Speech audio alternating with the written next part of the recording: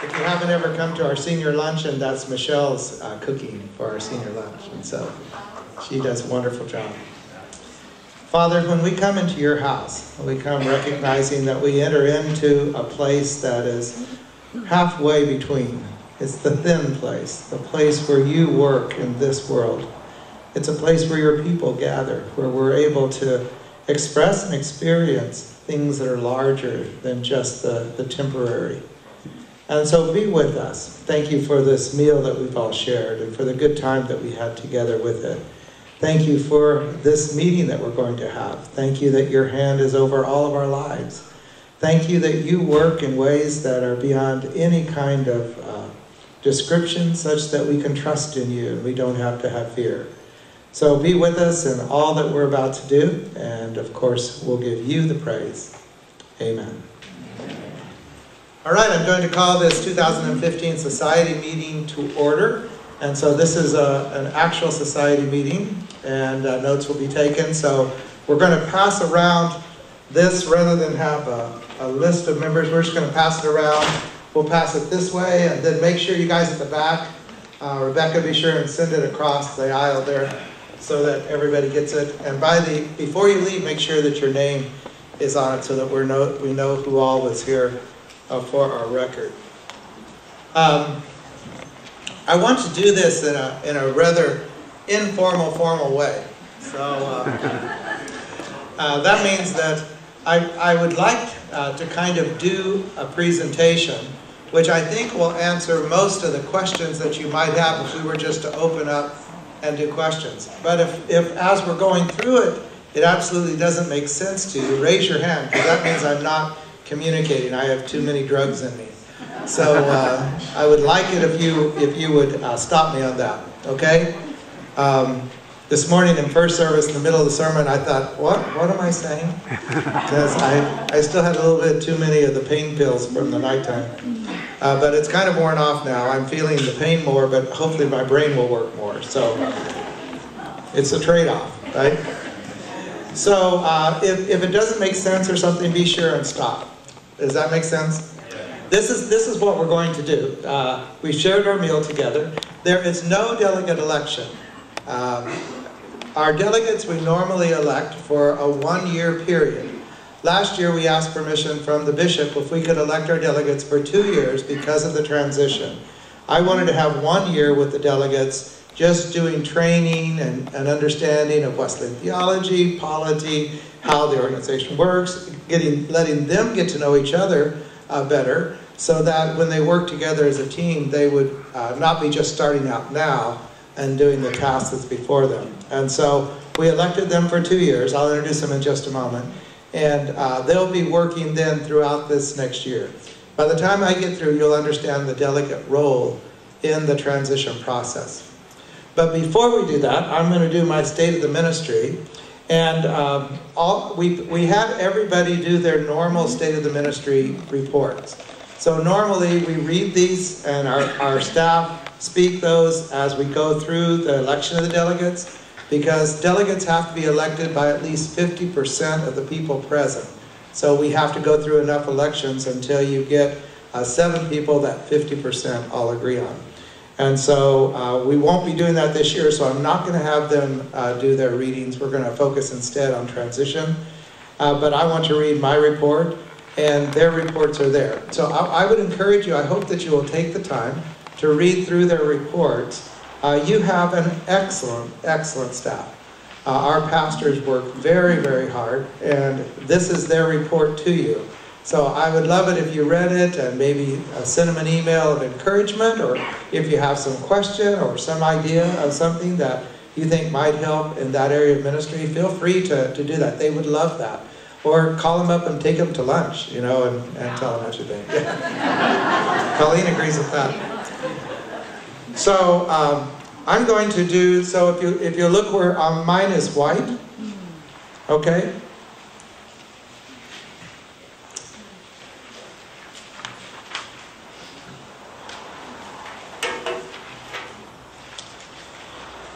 Recently, I was describing this amazing family of God to a new couple who was considering joining the church. As we talked about the unique nature of this loving relationships and our shared spiritual journey, I was overwhelmed with gratitude to God for the gift we've all come to call FMCSB. The reasons for this are many, and it's impossible to fully describe in words. But as I present this 39th State of the Ministry report, I want to describe the width and the breadth of our church in its 60th year. This is our 60th year. We started in 1955. So at Thanksgiving of this year, we're going to celebrate our 60th anniversary as a congregation. You all remember the 55th anniversary and all the fun we had with that. As I look at the extent of the ministry, I'm going to move out of here somehow because I'm not getting any light. Oh, okay. There we go. As I look at the extent of our ministry, it's impressive in so many ways and has never been healthier. Our classic church ministries are vibrant, well-developed, with a loving, worshiping community, effective classes, discipleship, and Bible studies, a worldwide missions reach. Our clergy and lay leaders are not only providing leadership here in Santa Barbara, but throughout Southern California and our nation as well. One of the things the delegates ask Hal Conklin to do is to create how the church is organized and who the people are, and that's what this color thing is. Hal put this together, and you can see all the different boards and the people that are on them at the local level, the state level, the national level, and you can see all the different responsibilities. And so you can look through here. These are people just like you who serve in these places. And so we want you to know who they are. And if you have questions on it, we can take them now at this meeting, not right this second, but at this meeting, or you can just send me questions or send them to Hal, or any of our pastors can answer the questions. Our expression of God's love is extended to the community in both formal and informal ways. Formally, we run a social outreach ministry, Cliff Drive Care Center, that includes an excellent licensed preschool and kindergarten readiness program, a nourishing senior luncheon program that feeds both bodies and souls, and an unparalleled Christian counseling center with 2 licensed therapists. Informally, hundreds of our church people both lead and volunteer in almost 100 organizations throughout our community, feeding the hungry, helping find housing for the homeless, caring for the ill, to name just a few of the variety of services given. In all of these years of ministry, the church's reach into our community with God's love has never been so broad. When we look at the depth of our ministry, the maturity of our congregation is evident. With a deep commitment to live the holy life of God's divine love and wisdom, the result is a just and redeeming community. Learning to articulate our Wesleyan theology of love and appreciating the importance of education, we express a Christianity that is holistic and dependent upon God's Spirit. We walk a middle road in expressing our Christian faith and join together with churches from all denominations in collaborative ministry in Santa Barbara. As a church, we have shared the deepest of sorrows as we walk through the valley of the shadows in so many painful ways with one another. Yet we have also experienced the joys of changed lives and healed bodies, minds, and souls. Accepting that we are not perfect, we nevertheless seek to become all we can be through God's work in us. Through 6 decades of ministry, beginning in 1955, our church family has trusted God to lead and provide. We have focused on the future by welcoming many young adults and families, not only into our congregation, but also into leadership. Because of God's guidance and blessing, we hope to have our best years before us as we look to God for all He will do through us and in us in the years to come. During this past year, I have walked with our delegates and reserve delegates to prepare them for the task of advising Superintendent Larry Wackemeyer and our Conference Ministerial Appointments Committee as they seek God's guidance selecting our next senior pastor. This is a well-defined and tested process that has been developed over 125 years as a conference and 150 years as a denomination. During this next year, we will have many opportunities to seek God's guidance in prayer as well as express our thoughts to our delegates, as they represent the congregation in this process. Though I'll not be a part of that process, I will be praying with you and looking forward to who God brings to shepherd us all in His love. So I write that in great expectation. I really do think the best years that we're going to have as a congregation are going to be in the years to come. The future is bright. Our What's Next strategic plan that we did in inviting young adults and young families into the congregation and putting them into leadership has been extremely effective, and it has allowed us as a congregation to find a new strength as we move into this next season of life. Okay? So what I'd like to do now is I'd like to go through this presentation. So now you're going to want to pull out this sheet of paper. All of you remember this from membership class, right? This is what I teach every person who comes into membership, and so you'll recognize this. Now, at this moment is when it's actually going to matter to you how we're organized. Because up till this point, most people don't really care that much how it is. But we're going to walk through this process now. And Mike is taping this for those who couldn't be here, so I'm going to try to sit here and not mess you up. The first thing that it's important to remember is that we're a connectional church. That means that we're a part of the Free Methodists throughout the world. We're connected. And we're connected not just locally in the Southern California Conference, but in the nation, the USA General Conference, and then we're connected to the 14 general conferences throughout the world. And all of us share in the missions and the mission of the church of going into all the world and making disciples.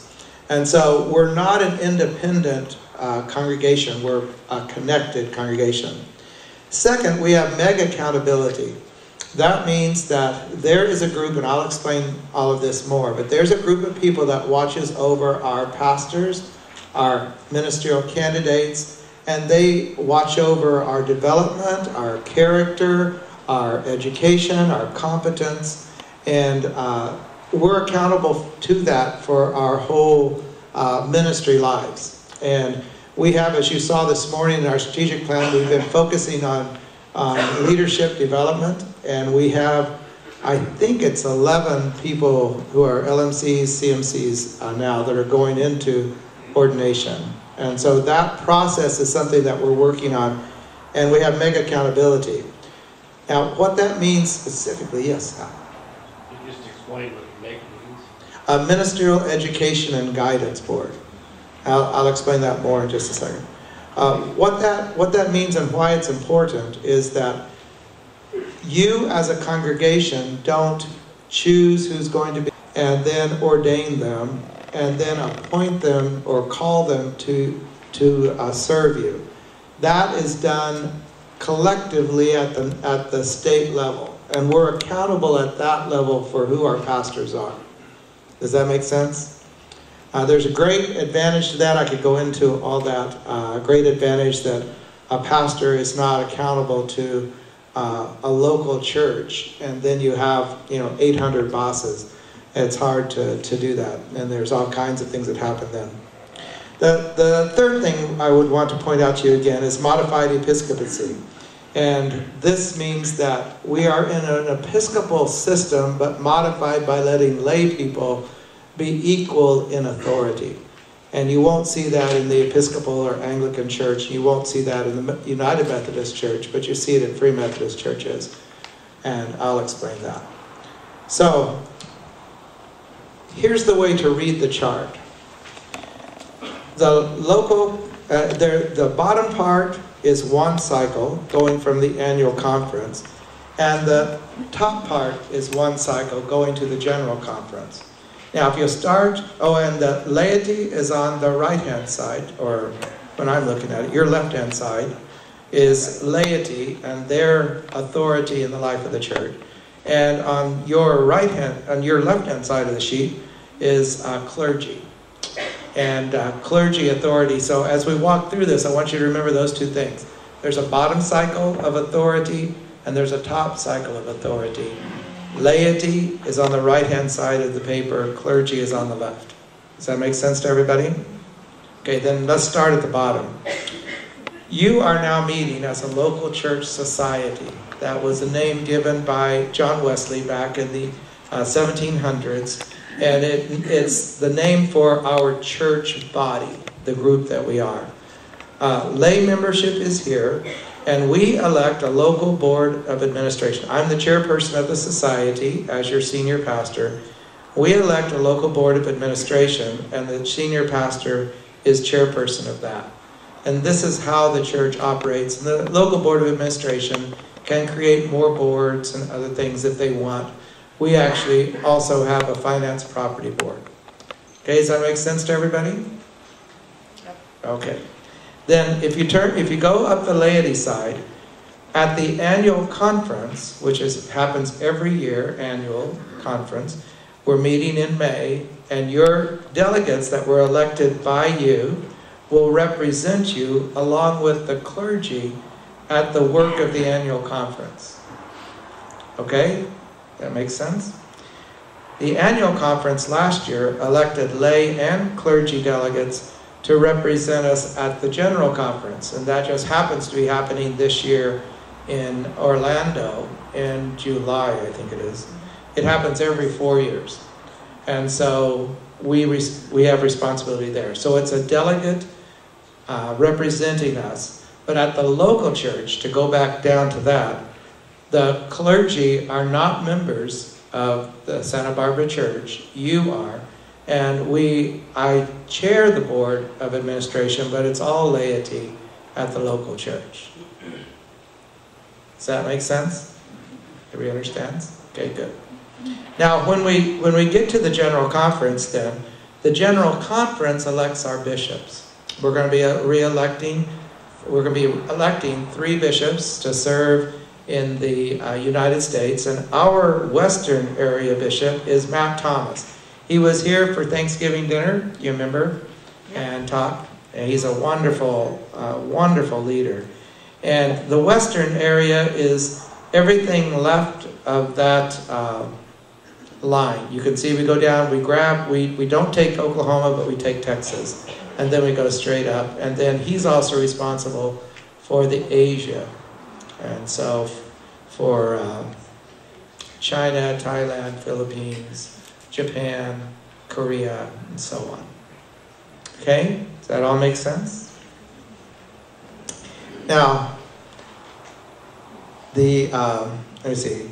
The Western area bishop then is the person who supervises the superintendents who are elected at the annual conference. And so you can see now halfway down, the annual conference, we elect regional superintendents, and we elect them for 4-year terms. And I'll have a picture of them for you in just a moment. And these superintendents take care of regions of the conference. So these are our superintendents.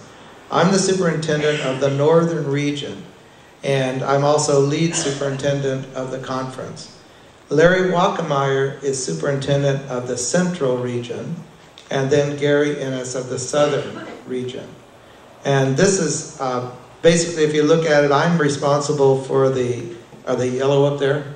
Yeah, yellow, orange kinds of churches. And then Larry's responsible for the blue, purple kinds of churches, and Gary's responsible for the red types of churches. Do you follow? Yeah. And so we divide it by geography. We tried it other ways, but this is the way we do it now. Now, once we've elected regional superintendents, we also elect regional MEG boards. That's the Board of Ministerial Education and Guidance, equal lay and equal clergy. And I just described that a moment ago. Those are the ones that approve people to be local ministerial conference ministerial candidates, and then elders. And we're in the midst of lots of interviews right now for the annual conference. Okay? Does that make sense? They're also the one, this is where you'll be more interested right now. They're the ones, the annual conference elects the Ministerial Appointments Committee.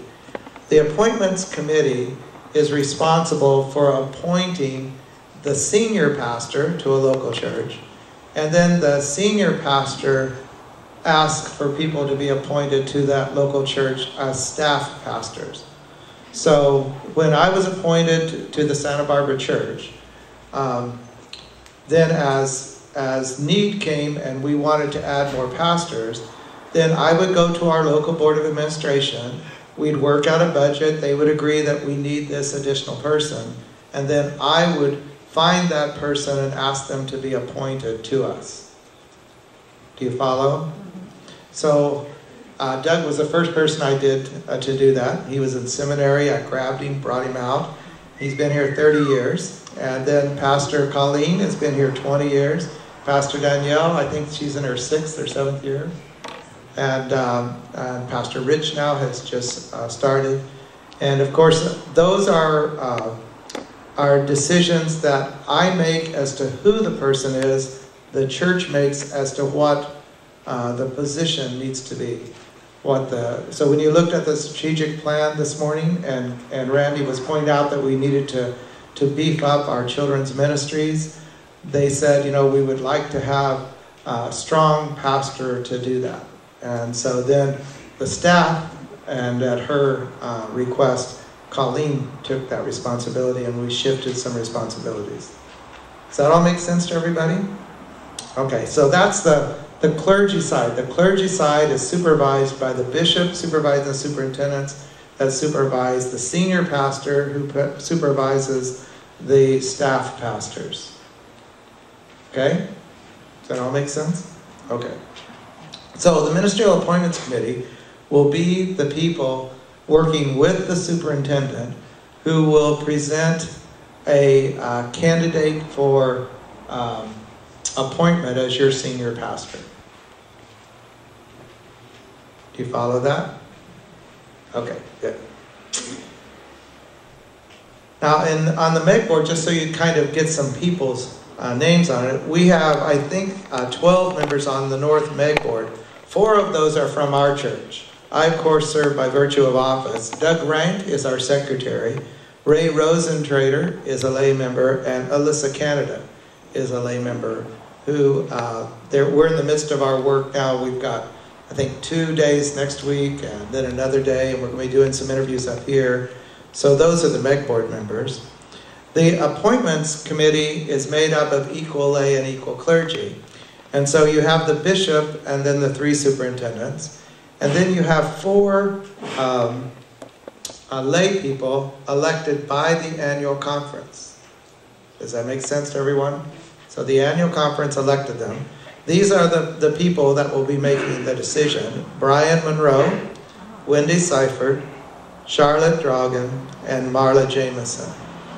And I've worked with them. They're new to this board. We actually had some other lay people on, but I've worked with them this year. They're excellent. They're excellent, thoughtful, wise people. You will like working with them. Okay? Could you have Ray and Alyssa stand? Because some of the newer people may not know who they are. May not know who Ray and Alyssa are. Ray, why don't you stand up? Ray Rosentrader. Okay? And Alyssa Canada. Where's Alyssa? Alyssa? And, yeah. Well, I could say a lot about them, but I won't take the time. Okay? So now, the Ministerial Appointments Committee, this group of people, along with the superintendents that you saw the picture of, and with the bishop. The bishop, by the way, if you come from United Methodist Church or if you come from Episcopal Church, the bishop appoints the person themselves. They actually appoint the superintendents too. In our system, as you know, when we talked about giving authority to the laity so that laity and clergy are equal, the bishop doesn't have any more of a vote as to who your next pastor will be than will any of the lay people or the other superintendents. Okay? Of those 4 people, you mentioned that they're going to be responsible for deciding a new senior pastor here. Correct. Just anything brief about them, like where do they live, where they attend church? I think I had that. Wendy is Azusa, and Brian's. That's what that is. Okay, I didn't know what those were. Okay. Yeah, Charlotte's Long Beach North, and Marla's Rancho Cucamonga. Okay. Good. Yeah, they're excellent people. You'll like them. if you get a chance to meet them. Okay, so the Ministerial Appointments Committee appoints the senior pastor. And then I, or the next senior pastor then, will serve as your senior pastor and the chair of the society. Any questions about that? Good. When you retire, what role do you maintain? Okay, I'll get to that. Okay. I'll get to that. She would, go ahead. How long do the people on the MAC board serve? What's their term? MEG board's a 3-year term, and the MAC is an annual term. Any other questions? Landon? Bishops are 4 years, superintendents are 4 years. So the General Conference only meets every 4 years, so they have to serve for 4 years. But the superintendents, the bishops want to have to work with the same group of superintendents their whole quadrennium. So we're elected for 4 years. Jenny, the lay people that you showed that are on the MAC board, will they be on the MAC board as of June this year, or will it be a new MAC board? It could be a new board. Depends on how your delegates vote and how all the other delegates vote. Usually there's consistency. And I believe the MAC, they're all elected in a 3-year. Are they? MAC, I think we just elected them maybe 2 years ago. So they're going to be for 3 Right, years? I think they're all here for another year. There you go. Mark is the chairman of the conference nominating committee, so that helps. No, they'll be there for sure. They're in term. Suzanne? Do sometimes people serve another term after they've been elected to one term? Do they then have another term if they're elected again? They can. So there might be some that will be... Yeah, all of these happen to be new. We replaced all the old MAC when we did this last election. Okay? Al? I think it's just helpful to point out that even though we're talking about these 4 people, they're 4 of 7 or 8 people, I mean, is on the MAC. Right. And it's really the superintendent who has probably the broadest understanding of who the candidates are, and is the one who will be doing a lot of that groundwork to decide who that is, and then filtering that or bouncing it off of the rest of the committee. So it isn't just those 4 people deciding. It's really the superintendent as kind of the lead of that discussion. Yeah, you're leading right to my next slide, so let me get to it. Since this is our church here is in the north, and so it's my northern region. Larry Wackemeyer is going to work with their delegates and the MAC, then to provide guidance on the appointment. And so, as Hal just said, if you couldn't hear him, the superintendents do the yeoman labor on helping figure out who the next person would be, and presents them to the MAC, presents them to the delegates, presents them to the congregation. And so they do the work behind it primarily. And so I'll of course recuse myself, so it will be the 4 lay people, the bishop, and then the other 2 superintendents. So I will not have a vote on this decision. What is their scope of pursuit, or their scope of pursuing? Where do they find the candidates? Yeah, where do they look? It'll be national.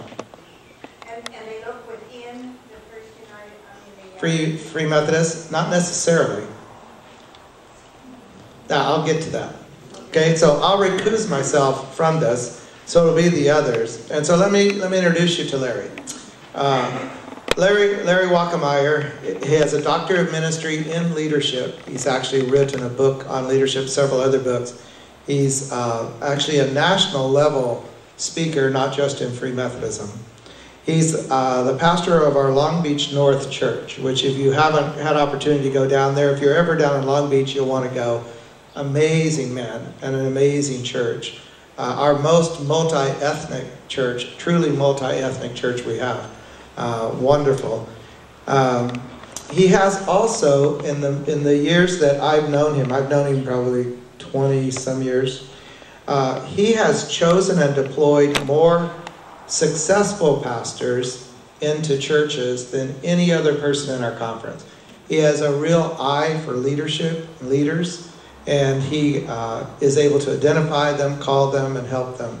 And I can name 6 or 7 of our churches that are pastored now by people that he identified. So he has a real good eye for that. Second, he's married to Deb, and Deb also has a Doctor of Ministry degree from Fuller. She's also an MFT, as Cheryl is. She went on, she got a degree in community resourcing through community gardens. And she now has contracts with a bunch of the cities down around Long Beach and LA. Okay, so that's Larry. They have 1 daughter and an adopted daughter. He's Canadian in background.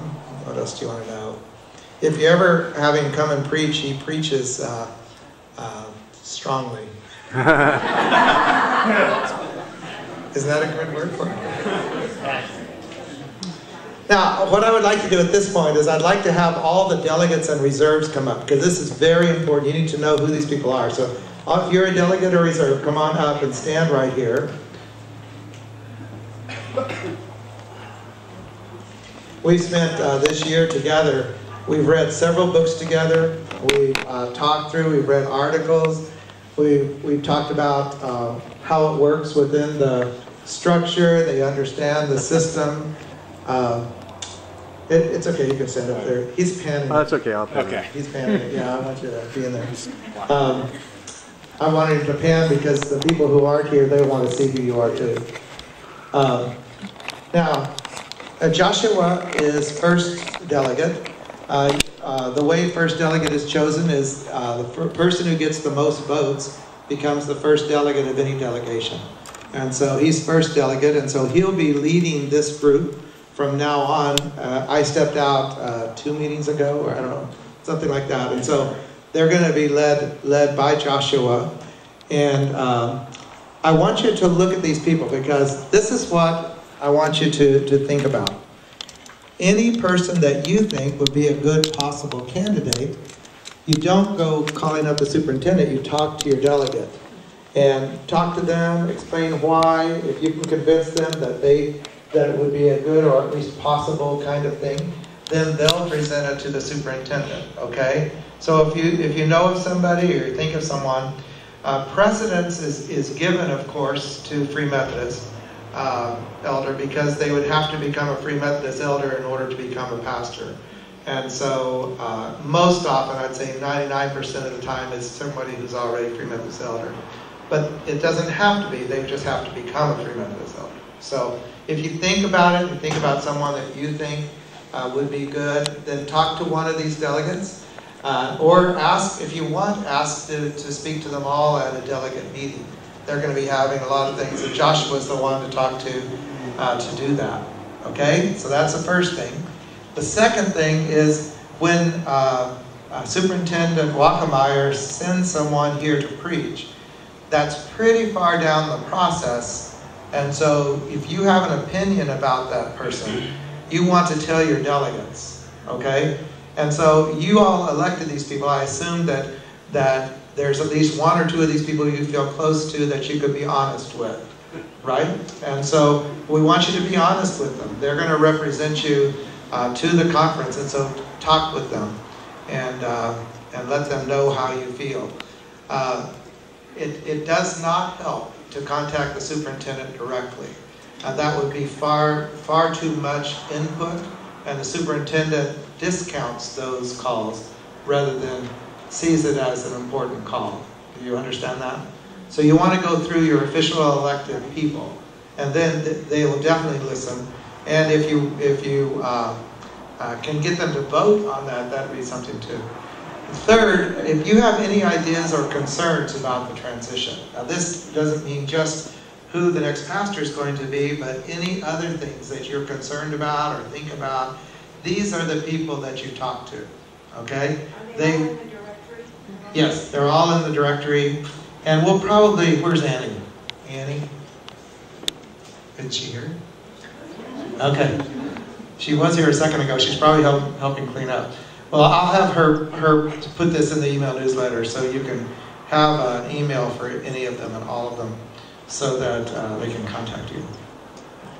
So any ideas, concerns, or that kind of thing. And I don't know, Josh, do you want to say anything? Yeah, we've been meeting several times without Denny to just talk and pray about the transition, because it's a really important one. And Larry Walkemeyer has been great working back and forth with us. We're going to try to have a conversation, and we really do want to hear the things that you're thinking, worries that you might have, and questions. We would rather you ask them to one of the delegates and then us be able to answer them for you, or if it's something that we don't know, make sure that we seek out the answer instead of you just kind of keeping that on your own and trying to figure out your own answer, because that's what we want to be here for, support. There are going to be a lot of little ways where you can get involved and help in the transition, so those might be coming out soon, and so we invite you to participate in that. And then just reiterating what Denny had mentioned, if there are things that come up, ideas or worries, and you know some of us, please feel free to tell us. We're not necessarily going to hold a big forum for that. We're going to take the strength of our relationships and work that way. But again, we want the lines to be open for you to say things. So thank you for entrusting us with this responsibility, something that I know all of us don't take lightly and are in constant prayer for. So. This is an excellent, of course, group of people, and so you'll enjoy that. And I would just kind of jump on kind of what he said and then kind of what I said this morning. One of the things that happens in times of change is that people get fearful. And when people get fearful, they sometimes talk with others and try to get, what would the opinion be, other people upset or something like that. Don't do that. Come and talk to the people who are actually doing the work and tell them what your fear is, what you are afraid might happen or anything like that. And let them, if they don't know the answer, they will find it for you. And they will all get together and talk. Okay? So there's no reason for this to be anything but a passing of the baton at full speed with the church going forward even better than it has in the past. Okay? Sure. If you pass the microphone from one end to the other, just let them say their name and which service they go to, so people can talk to the person in the service. Okay. Phil Ginhart, First Service. Astrid Ginhart, First Service. Joshua Canada, Second Service. Alyssa Canada, Second Service. Dawn Elliott, First Service. Harold Conklin, Third Service. Randy Getz, Second Service. First Service. Chandra Mallampally, Third Service. Mike Maybell, First Service. Mary Woodyard, but I might be able to direct her as Mary Inman, First Service. Doug Jones, Second Service. Mary Ellen Brown, First Service.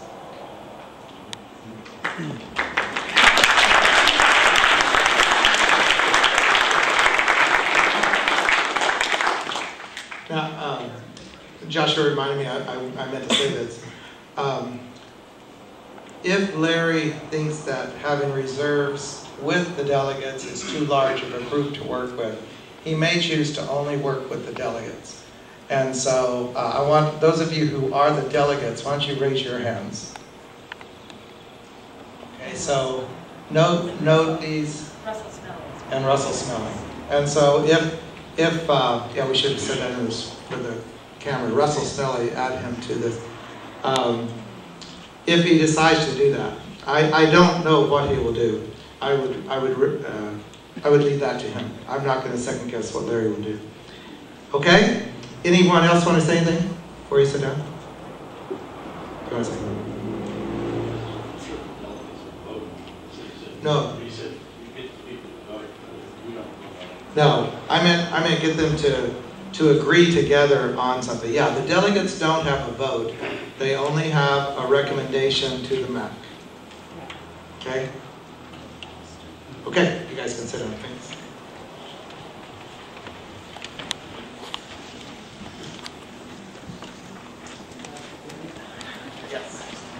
How many recommendations is he open to? As many as there are. You know, if you have recommendations, now's the time to get those in because he hasn't even thought about it yet. And so if you give him, but you don't just give him a name, but don't do it to him, do it to your delegates. Don't just give the delegates a name, give them a 5-page resume of why you think this person would be the one. And then they can present it to Larry for you. And the more information you give about why this person would be the one you think would be excellent, would be helpful. Because if you just give a name, that probably won't be followed up on. Does the organization put out that this is going to be coming open? Yes. And so people can send their resumes and say that they would be interested to him? Not normally. Not normally. We don't just put out a call. Not for a church like this. This church is like in the top 3% of our churches, and so they wouldn't just put it out a call. I also want to just say something to Denny, talking about making a recommendation. I actually think framing it more like the delegates are trying to give the clearest picture of our congregation, our needs, our strengths, where we're trying to go in the future. That's really what we're doing with Larry and the MAC, and helping then that group be able to find and appoint people. Because Hal said this a little bit more earlier, Larry and the bishop, they know far more people out there than we do. So if you have individuals, that's great, but they also have this wider pool that they're looking at. So really, we're trying to give them a clear picture of our church. One of the things that we have the advantage of is the strategic plan, where we got people together a couple years ago.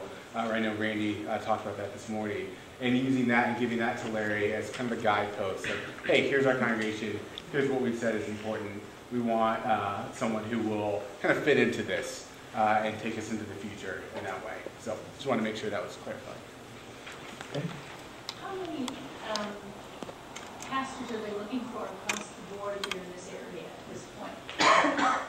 We don't, that's a great question. I mean, I know we're working on 4 churches right now, but you don't know that kind of thing at any given moment. It might change next month, it might change next.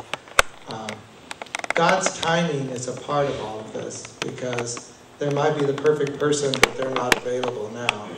And then you would have to decide as a MAC whether you're going to wait, have an interim, what are you going to do? So there's a whole lot of stuff involved.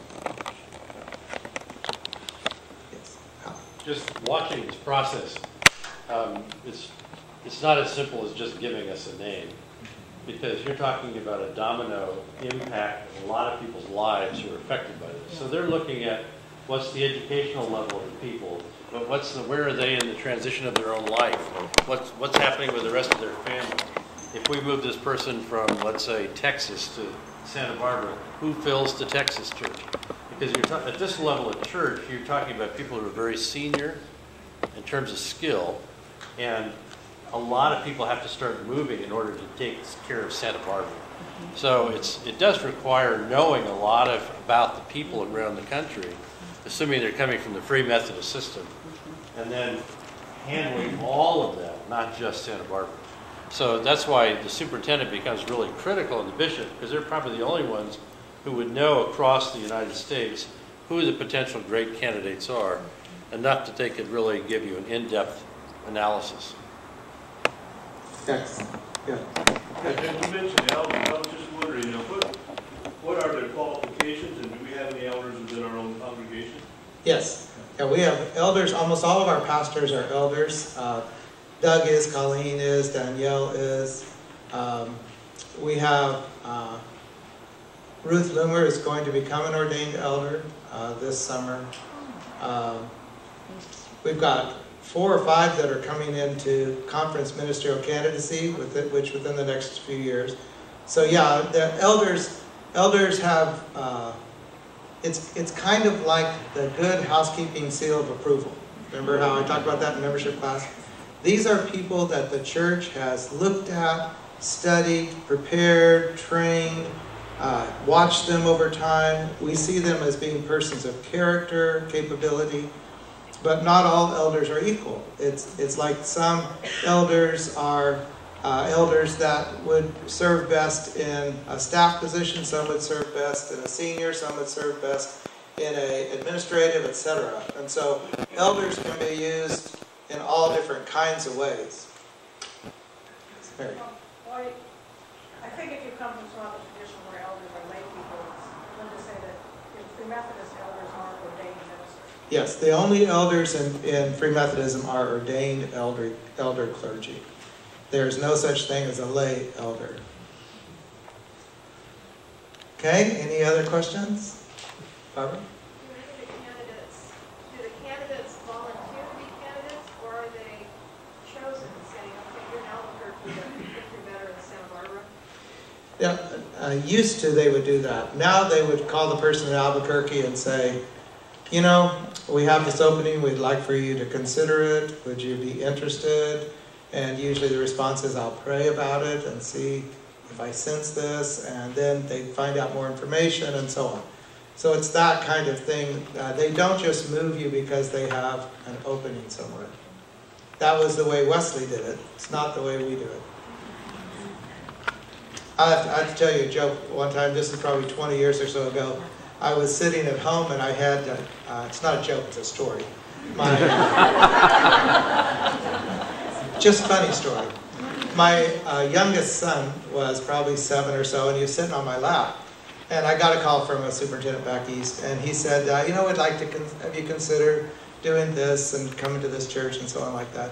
And so I'm sitting there listening, talking to him, and then whenever I hung up, Timothy looks up at me and he says, what was that about? And I said, oh, you know, this church back east would like for me to come and be a pastor there. And he goes, but Dad, we want you here with us.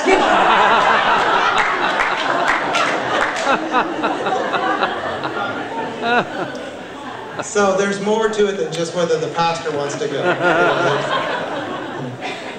Tim wasn't going anywhere.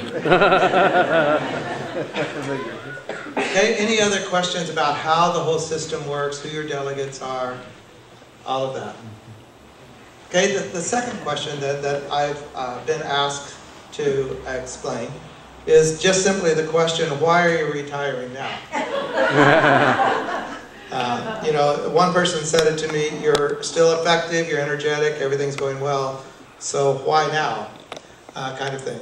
I think it's before I had shingles, but I don't know. Well, I want to tell you that 80% of it is something that God's been working in my heart on. About 10 years ago, I was at our ministerial, sorry, that was a pain, ministerial training, and there was a person who came there who was explaining how many of our pastors were not retiring soon enough. And I'll explain what he meant by that. But he used it. He used the analogy of the old fool, and you'll understand what that means. I resisted it when I first heard it. I remember telling Cheryl, I think I might have told Doug or Colleen or somebody that, you know, I just don't think this is valid, you know, and everything. But God really has been speaking to me through this kind of thing over these years. And really, to be obedient to God, I'll explain to you why I think that 40 years is the mark for this congregation and for me personally. And the reason that I feel it's now is because I love the church. I've given you my whole life work. You are the people I love deeply, and it's going to be very hard to say goodbye to you as a pastor, but thankfully I don't have to say goodbye to you as a fellow member.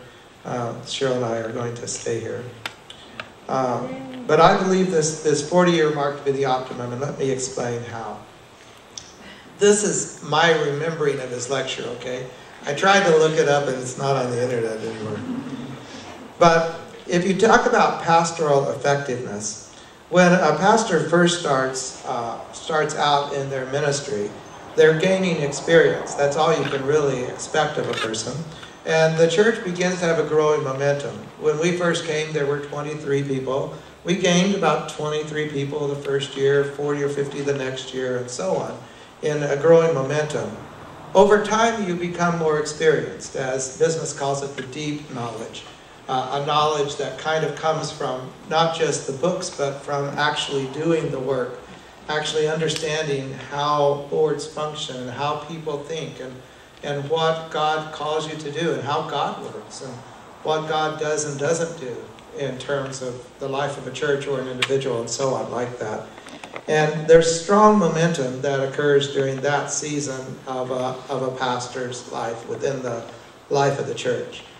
Now, the optimum moment to retire, he said, is that moment when you have reached your peak ability to do the ministry. And the reason that that's true is because once you reach your peak, you can only be there for a short time until you start waning in effectiveness. Now, this is just true. You'll probably recognize that this is a lot like the life cycle of the church that we all studied when we were looking at the what next. Do you remember that? Mm-hmm. And how a church will go through a cycle, and if you do not redevelop it and re-establish it, it will eventually die. And we've all seen, since I've been here in town, I've watched 10 churches probably die in these 40 years that we've been here. That's kind of the normal cycle unless a church reinvents itself, reestablishes, welcomes in new leadership, young leadership that can have the church do what the younger people think is most effective. But you wane effectiveness and then you decline momentum. Momentum is the hardest thing in a church to change. When you've got momentum going well and everyone is excited to be there and excited to be in worship and excited to be in their classes and loving each other, and they won't go home after church, you know, because everybody's having such great times. That's life. But when you start going into decline and people start leaving and they're upset and they're not being cared for a whole variety of reasons, and people like them aren't here anymore, and all the things that start happening with that, that is very hard to turn around. Even when you bring in a good, strong pastor, if the momentum has been going down long enough, and the reputation and the morale of that congregation is going downhill long enough, it's very hard to turn it around. And so the optimum to retire is at the moment when you've hit the optimum ability. If you stay on, then you become ineffective, and you can actually kill the church. You can actually bring it to harm. You probably saw this, and we can talk about some of these things because they're in the public eye, but when Crystal Cathedral tried to change, what was his name? Robert Schuller wouldn't let go and wouldn't let his son do it, and took back control and eventually killed his ministry. And it's now a Roman Catholic church. And so those are the kinds of things that happen with them. So here's the experience that happens to a pastor. When you first start ministry, it is exciting, but it's extremely challenging.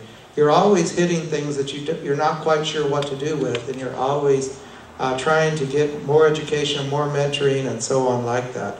After a while, you become better at it. It's more fulfilling, more rewarding. You feel more a journeyman in the process. When you reach kind of the ultimate, it's all those things. It's fulfilling, it's rewarding, it's exciting, it's challenging. And so you can understand why a pastor at that moment in their life would say, I don't want to ever stop doing this. I'm going to stay doing this until I die. The problem is you don't stay at that level of effectiveness. And pretty soon you have a pressure from within. This is the pressure that I would feel, to keep feeling wanted, feeling needed, and that people call me. They want to talk. They want to be counseled. They want to talk about, we met with some people yesterday who want to do a wonderful discipleship thing. And yeah, that's so exciting to be able to do that. And you feel fulfilled. You feel important. But if you let that pressure keep you in the position, it will cost the very people in the very church that you love so dearly, because you won't be as effective at it as passing the baton at the optimum moment to the right person. And the church there's always within any church, and I don't care where you are in the church life cycle, when we were 40 people, those 40 people didn't want to change. When we were 80, those 80 people didn't want to change. When we were 200, those 200 people didn't want to change. Because you liked the church at the size when you came in with the people that you came in with. And it's easy to think that the church is about us and our comfort and what we like rather than about God's mission. And what is God calling us to do? God is calling us to save Santa Barbara, guys.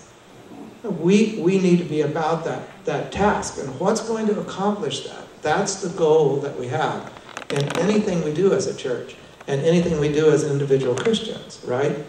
And so what will accomplish that most in our church is for me to take retirement, step out, and for us to get someone. The optimum, we study this with all of our delegates, is about a 40-year-old person with experience who can give 25 years of ministry to the congregation.